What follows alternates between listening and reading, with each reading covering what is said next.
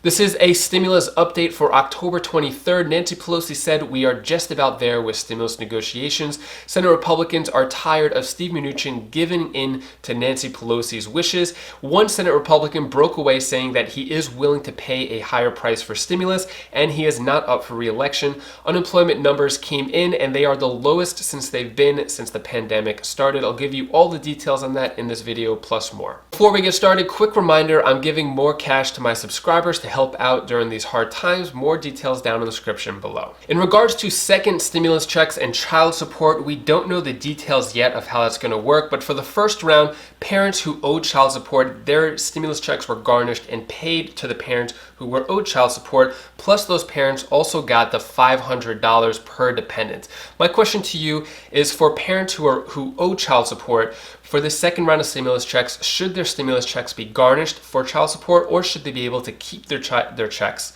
Let me know down in the comments below. So Nancy Pelosi said yesterday that we are just about there on stimulus. More specifically, what she said, I think we're just about there in terms of testing, tracing, and healthcare provisions in the bill. I think this is good news. The more agreement, the better. We could just move on to the bigger and better things. She also said we've come, I think, to terms in regards to direct payments to individuals. So it's going to be $1,200 stimulus checks. This is going out to SSDI, SSI, veterans, RRB. Anyone who got the first round of stimulus checks are included in this second round, $1,200. Now, the part that is really disappointing here is she said they have not yet reached an agreement for state and local aid and liability protections. This is really upsetting to me. State and local aid hasn't yet been figured out yet. This has been going on for months now. It's still a $186 billion gap between the Democratic stimulus package and the White House stimulus package. They have not figured that out yet, and this has been the biggest obstacle. Some people are saying that Nancy Pelosi is stalling these negotiations because she's holding out for potentially the vote. After the vote, maybe the Senate will be majority of Democrats. This kind of goes along with what Bernie Sanders just said, that if Democrats pass Democrats will pass a massive stimulus bill if the party flips the Senate. More specifically, he said if the Democrats gain control of the Senate, the first order of business will be a massive stimulus bill to protect desperate working people throughout this country. If the Democrats gain control of the Senate, there'll be no problem passing through a stimulus package. It'll be voted within days. But because the Republicans have control of the Senate and they don't want stimulus packages to be as big, that's the big holdup here as well. So Nancy Pelosi's response to stalling these negotiations until after the election is this. She said, if we thought these talks did not have a purpose, and if we were not making progress, I wouldn't spend 5 seconds in these conversations. But of course, Nancy Pelosi is going to say this. She's a politician. She's not going to say, you got me, guys. You're right. I'm stalling these negotiations. No, she's not going to say that. She then said, I do believe that both sides want to reach an agreement. I can't answer for the disarray on the Senate side. Senate Republicans still severely fractured in what they want. One Senate Republican is willing for stimulus. I'll get into that in a minute.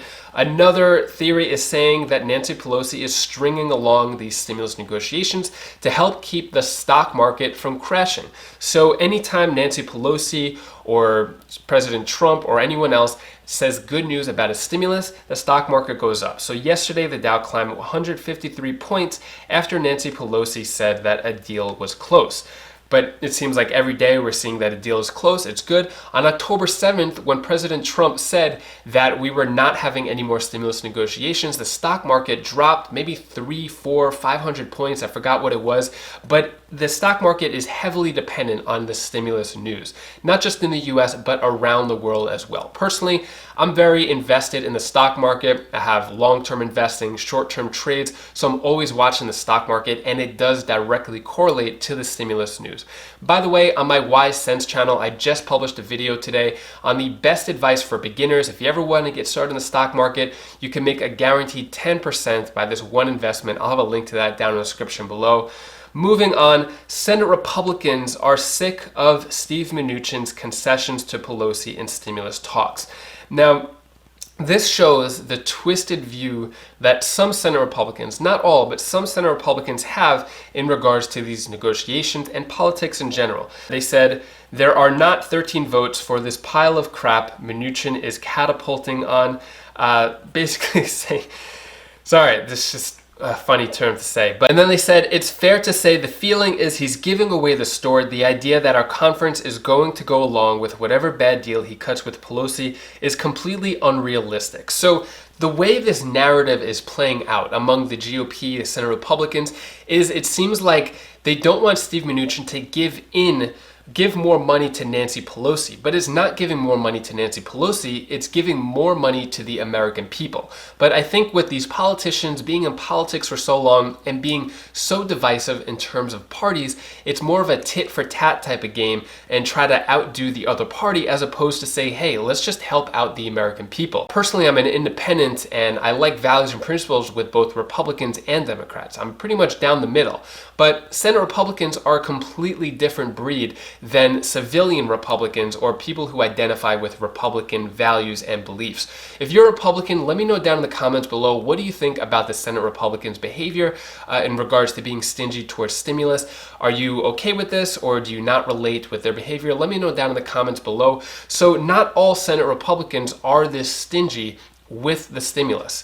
I think Senator Marco Rubio from Florida said that he is open to voting for higher COVID stimulus because Americans need help. So more specifically, what he said is no one is going to get everything they want here. And from my perspective, that means the bill on this is probably going to be higher than I want it to be. And I'm very uncomfortable with that. He then said, I think the price of not doing something is even higher. So as long as it's limited in some way, as long as it's not crazy, yes, I'm willing to be flexible about it because I think it's that important. Many other Senate Republicans who are for stimulus are actually up for re-election, so they're just trying to say they want stimulus to get more votes. Marco Rubio isn't up for re-election until 2022, so I think this is great that Marco Rubio is saying this, and he's actually humanizing the debate of stimulus, saying that it's going to help out more people. In the interview, he also talks about how city governments actually need more money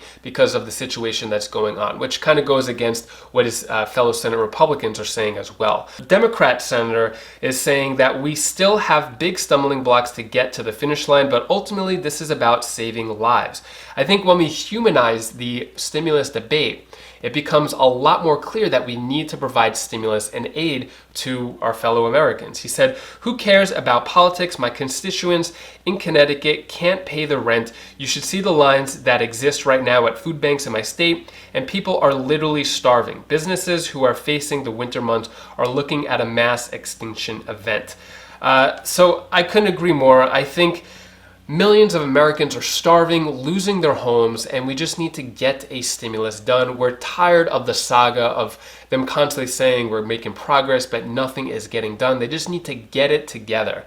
Moving on to unemployment news. So weekly unemployment claims have dropped the lowest since they've been in a while, 787,000.